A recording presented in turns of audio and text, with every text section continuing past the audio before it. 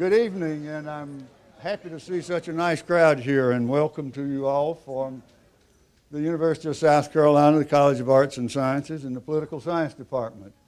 We have, I think, and I hope, and I'm really quite certain, a very interesting program tonight featuring 5 scholars from 5 different schools around South Carolina. And we also have distinguished Dean Bierbauer to be the moderator for us. This election in South Carolina this year is not entirely unique, but it is somewhat reminiscent in reverse of an election in 1986 when Democrats had controlled the state for the most of the previous 100 years, and the Republican Party was growing, and there was a race between Carroll Campbell and then Lieutenant Governor Mike Daniel. And most people thought Mike Daniel was going to win, but Carroll Campbell was elected, and from that point changed the history of South Carolina. And today, South Carolina is distinctly Republican. The Democratic Party is a minority party. But the candidate of the Democratic Party ran for governor, as you know, last year, or last time, and came in a close second, 4.5 percentage points behind Governor Haley. And so we have a rematch now. And the polls tell us that Governor Haley is ahead.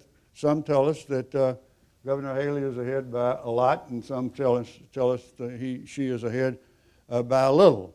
But if anybody knows and can understand the flows of South Carolina politics and anticipate what the voters might do, it is indeed the 5 scholars that you will hear from tonight.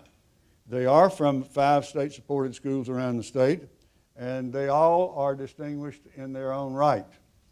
I am going to briefly introduce our 4 visiting and 1 home scholar, and then introduce Dean Bierbauer briefly, and we will get on with the program. First, I would like to, you have in your program a brief biographical sketch of each one, and because you have that information, I will be quite limited in my introductions of each one of these. Professor Scott Buchanan, not Buchanan, Buchanan, is a professor at the Citadel. He got his PhD at the University of Oklahoma. He teaches in Southern politics, political behavior, and other behavioral aspects of political science. He is, within the profession, I guess best known as the executive director of the Citadel Symposium on Southern Politics, which has become quite important in the world of political studies of Southern elections and Southern political behavior. Professor Buchanan.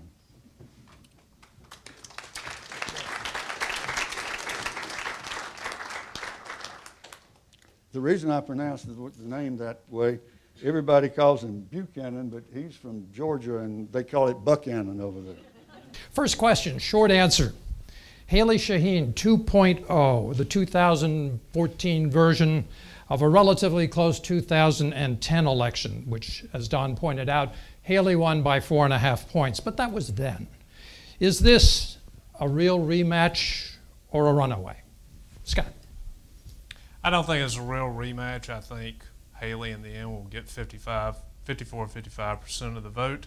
I don't see it as Ollie Frazier Part 2. Regardless of how it turns out, is there a defining issue that will shape the direction of the state going forward? With the recent unemployment figure declines, I think the average voter is going to probably cast a ballot for Nikki Haley. I think that plays into her wheelhouse. The other thing that I would also mention is that the natural tendency of South Carolinians is to vote for the incumbent.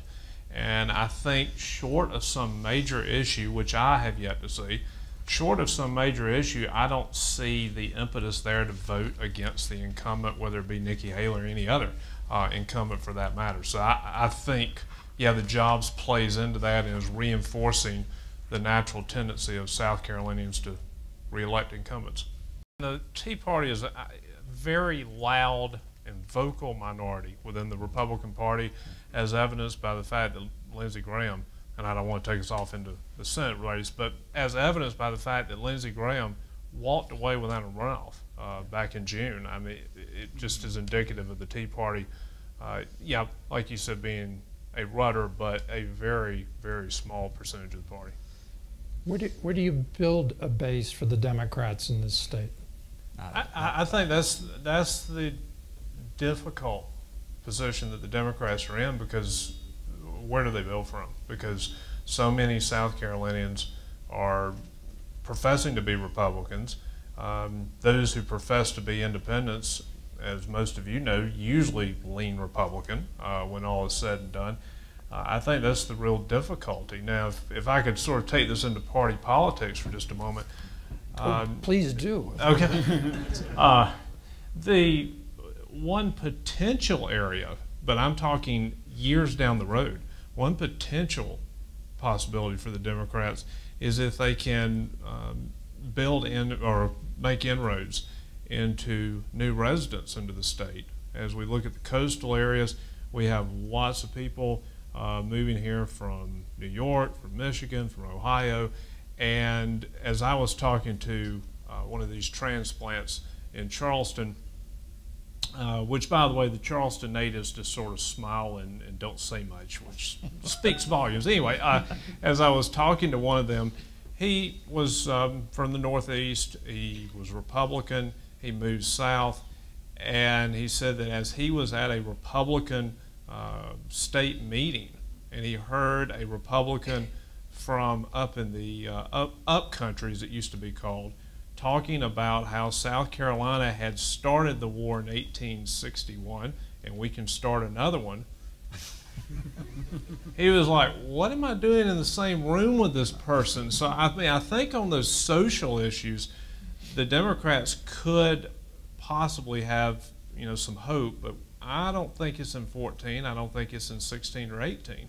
I think it's much more long term, but it is a possibility. But as far as building up the rural base that the Democrats have, it's not there because people are fleeing rural areas.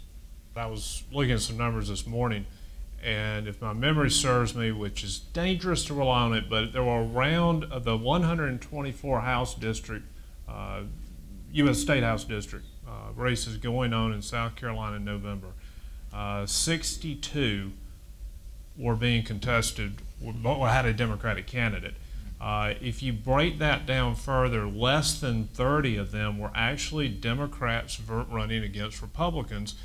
And as a friend of mine loves to say, you can't beat somebody with nobody. You've got to have candidates run. And in many of these districts, the Democrats cannot even convince anybody to run. You know, if, you know, here we'll do everything for you. We can't